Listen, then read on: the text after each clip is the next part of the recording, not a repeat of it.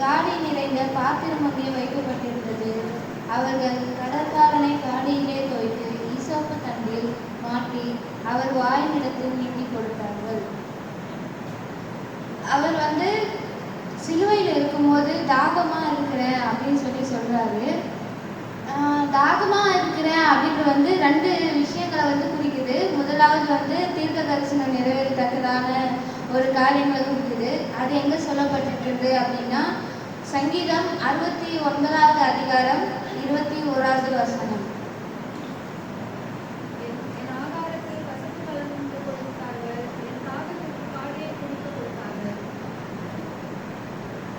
என் ஆகாரத்தில் கசப்பு கலந்து கொடுத்தார்கள், என் தாகத்துக்கு காடியை குடிக்க கொடுத்தார்கள்.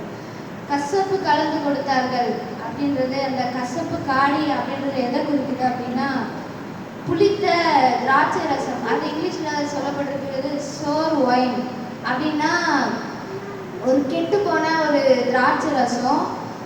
அது எங்க சொல்லப்பட்டுன்னா ரூத் 2:14 சொல்லப்பட்டிருக்குது. போவாஸ் ரூத்தினிடத்துல சொல்லும்போது இந்த காடியில உன்னோட அப்பத்தை தோய்த்துக்கொள் அப்படின்னு சொல்லுவாங்க. அந்த இடத்துல அந்த சோர் ஒயின் அப்படின்றத அந்த இடத்துல சொல்லப்பட்டிருக்குது. அதுக்கு இன்னொரு பேர் வினிகர்னு சொல்லலாம்.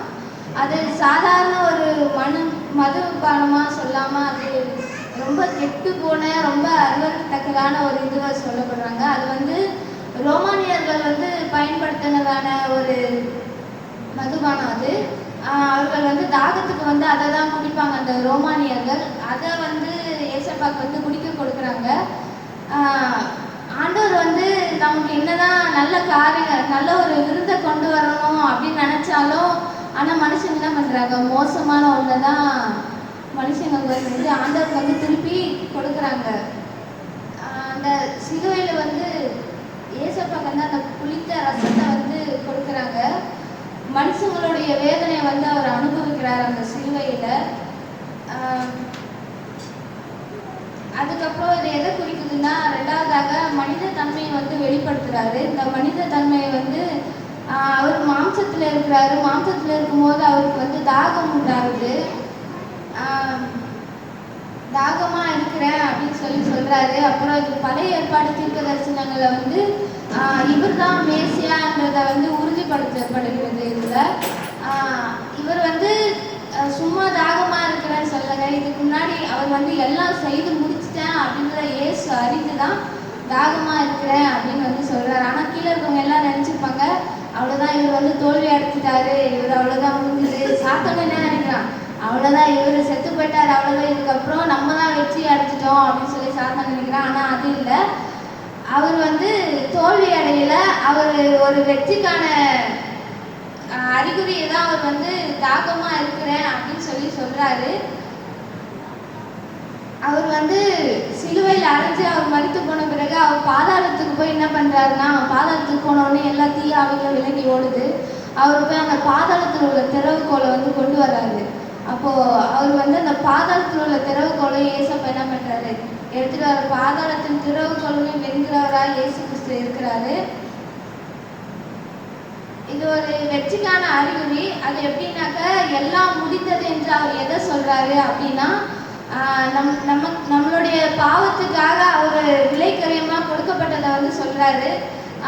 மீட்பின் வேலை முடிந்து விட்டது என்பதற்கான அறிகுறியா அது சொல்லப்படுது. அடுத்து ஏன் தாகமா இருந்தார் அப்படின்னா விசுவாசிகள் நம்ம எல்லாரும் அந்த ஜீவ தண்ணீரை பெற்றிருக்கணும். நித்தியத்துல நம்ம தாகமா இருக்கக்கூடாது அப்படின்றதுக்காக அவர் தாகமா இருக்கிறேன் அப்படின்னு சொல்றாரு. அது யோவான் எழுதின சுவிசேஷம் 4வது அதிகாரம் 13-14 வசனம்.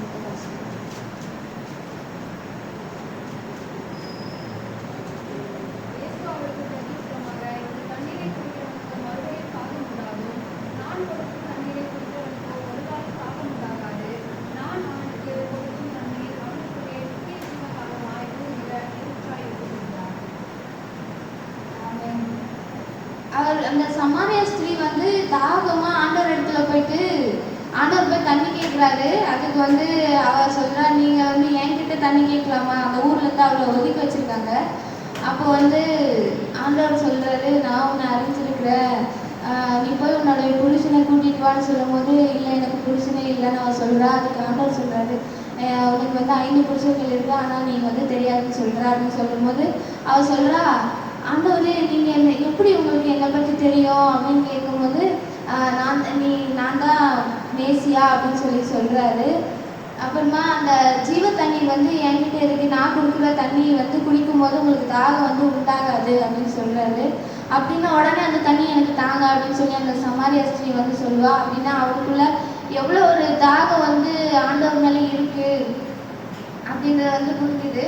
அவர் மேசியா வரப்போறதுக்காக எவ்வளோ ஒரு தாகமாக இருக்கிறா அப்படின்றத வந்து இந்த இடத்துல அவள் வெளிப்படுத்துகிறா.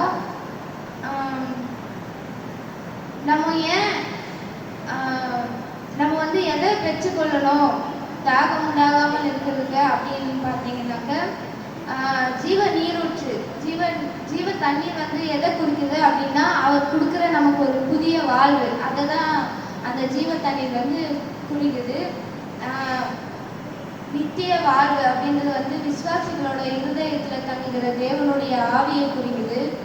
நம்ம அந்த புதிய வாழ்வையும் அந்த நித்திய வாழ்வையும் நம்ம பெற்றுக்கொள்ளணும்.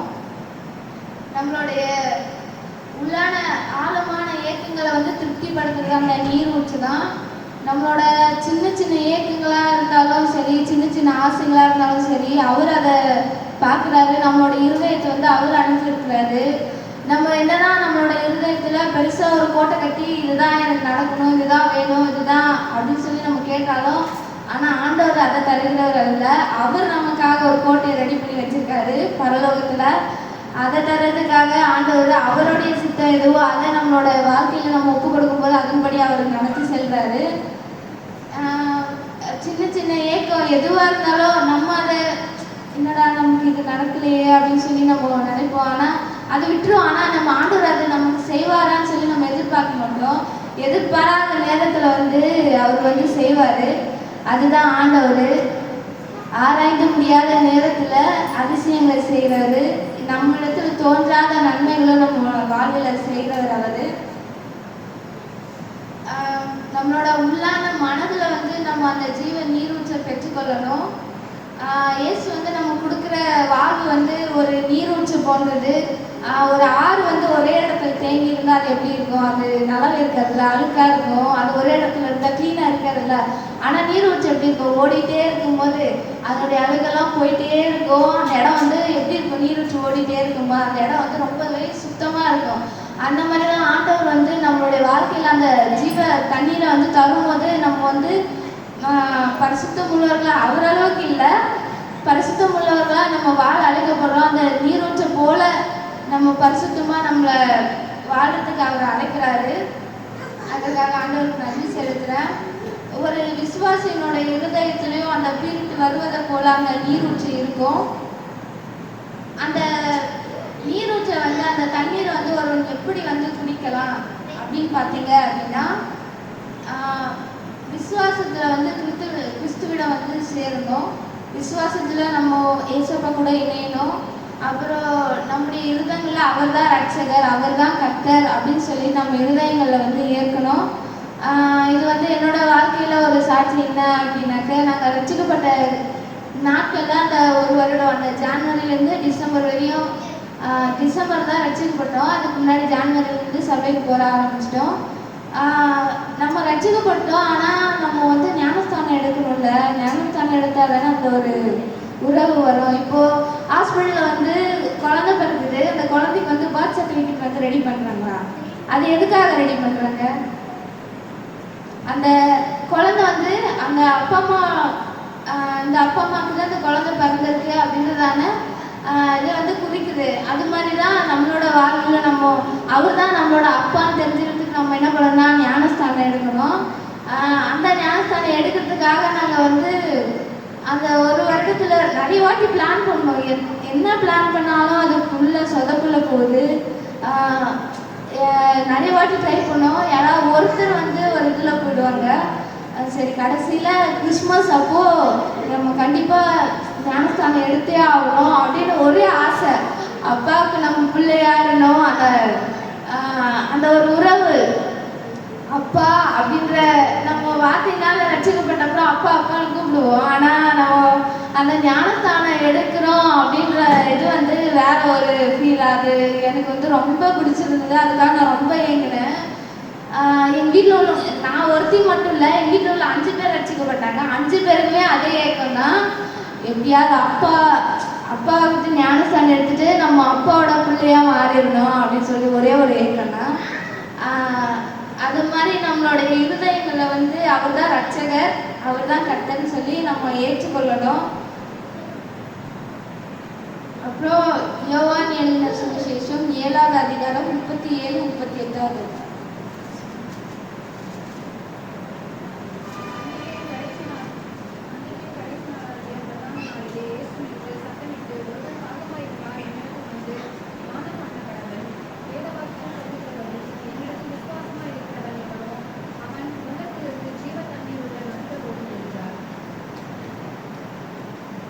தாகமா இருந்தால் என்னிடத்தில் வந்து பணம் பண்ண கடவுள். அப்போ தாகமா இருக்கவங்க எல்லாரும் எங்க போகணும்? ஏசப்பா கிட்ட தான் போகணும். ஏன்னா அவரால் மட்டும்தான் அதை வந்து கொடுக்க முடியும். தண்ணீர்ன்றது வந்து ஆவிக்குரிய வாழ்க்கைக்கான அடையாளம். ஜீவ தண்ணீர் அப்படின்றது வந்து சாதாரண சிலுவை நாள் மட்டும்தான் அது வந்து ஓடும். இங்கே லாஸ்ட் ஆண்டவர் வந்து ஒரு இடத்துல சொல்றாரு, எரேமியா 2வது அதிகாரம் 13வது வசனத்துல,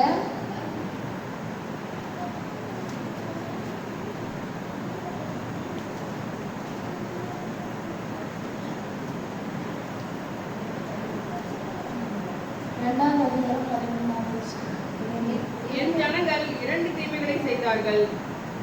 ஜீவ தண்ணீர் ஊற்றாகிய என்னை விட்டு விட்டார்கள். தண்ணீர் இருக்காத தொட்டிகளாகிய வெடிப்புள்ள தொட்டிகளை தங்களுக்கு வெட்டி கொண்டார்கள். இந்த இடத்துல வந்து ஆண்டவரே சொல்றாரு, ஜீவ தண்ணீர் ஊற்றாகிய என்னை விட்டு விட்டார்கள். அப்ப ஜீவ தண்ணீர் யாருக்கு இருக்குது? ஆண்டவரே சொல்றாரு, ஜீவ தண்ணீர் ஊற்றாகிய என்னை விட்டு விட்டார்கள். அப்போ ஆண்டவராகிய ஜீவ தண்ணீரை நம்ம என்ன பண்ணணும்? நம்ம வந்து பிடித்து கொள்ளணும். ஒரு சின்ன ஒரு பாட்டு பண்ணுறோம். நம்ம வந்து நம்ம நீதிமான ஆகிறதுக்காக அவர் பரிசுத்தமா இருந்து நம்மளுடைய பாவத்தை வந்து அவர் ஏற்றுக்கிட்டாரு. அவர் சாபமா மாறி நம்ம ஆசீர்வாதமா மாறணும். அவர் ஐஸ்வர்யமா இருந்தாரு. அந்த ஐஸ்வர்யத்தை இழந்து நம்ம ஐஸ்வர்யமா ஆகிறதுக்காக அவர் ஏழ்மையா மாறினாரு.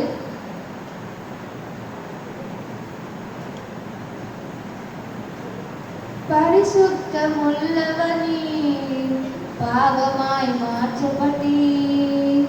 பரிசுத்தமுள்ளவனே பாவமாய் மாற்றப்பட்டீர். நீதிமானாக என்னை மாற்றினீர். நீதிமானாக என்னை மாற்றினீர். கிருபையால் இலவசமாய் கிருபையால் இலவசமாய் நீதிமானானேனே. தருணங்கள் நீங்கினது.